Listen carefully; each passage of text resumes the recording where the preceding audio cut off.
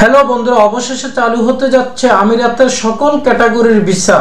আমিরাতের ভিসা যে উন্মুক্ত হচ্ছে ফেব্রুয়ারি মাসে, সে বিষয়টাই কিন্তু সংযুক্ত আরব আমিরাতের রাষ্ট্রদূত অর্থাৎ যিনি বাংলাদেশে নিযুক্ত রয়েছেন, উনি কিন্তু এই ঘোষণাটা দিয়েছেন যে আগামী ফেব্রুয়ারি মাসে সম্পূর্ণ ভিসাটাই চালু হয়ে যাবে, যেটার মধ্যে রয়েছে বিশেষ করে ট্যুরিস্ট ভিসা এবং কি ওয়ার্ক পারমিট ভিসা। তবে ট্যুরিস্ট ভিসা নিয়ে সুখবরটা বেশি আমি বলবো এই কারণে, যেহেতু স্পেসিফিকলি এই কথাটা সংযুক্ত আরব আমিরাতের রাষ্ট্রদূত এই তথ্যটা দিয়েছেন যে ট্যুরিস্ট ভিসা বাংলাদেশিদের জন্য উন্মুক্ত করে দেওয়া হবে ফেব্রুয়ারিতে।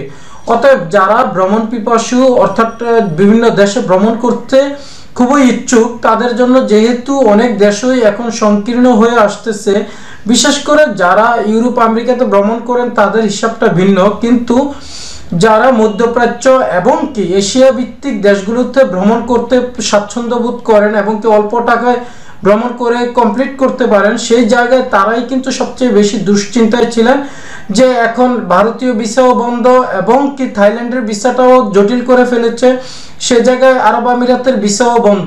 তাহলে সেই মুহূর্তে যখন এই ধরনের নিউজগুলো পাস হয়, তখনই কিন্তু আসলে মনের মধ্যে আশার সঞ্চার ঘটায়। বিশেষ করে যারা ভ্রমণ পিপাসু তাদের জন্য এটা বড় একটা খুশির খবর, আর তাছাড়া যারা ওয়ার্ক পারমিট ভিসায় যেতে চাচ্ছেন তাদের জন্য এটা বড় একটা সুখবর।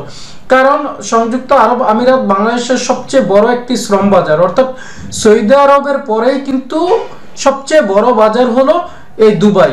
অতএব এই দুবাইয়ে ওয়ার্ক পারমিট ভিসায় যাওয়ার জন্য অনেকেই কিন্তু উঠে পড়ে লেগে আছেন যে কবে নাগাদ যেতে পারবেন, কবে নাগাদ ভিসাটা ওপেন করে দিবে।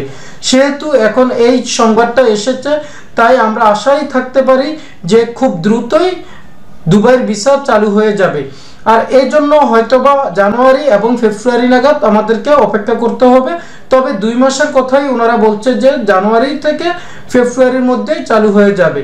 তবে যেহেতু এখন এই ক্যাটাগরির ভিসাগুলো চালু করার জন্য ওনারা ঘোষণা দিতেছে, সেহেতু বাংলাদেশের কিছু দালালরা কিন্তু এখন অথবা কিছু এজেন্ট আছে যারা বিভিন্নভাবে প্রতারণা করে মানুষের কাছ থেকে লক্ষ লক্ষ টাকা হাতিয়ে নেওয়ার চেষ্টা করবে।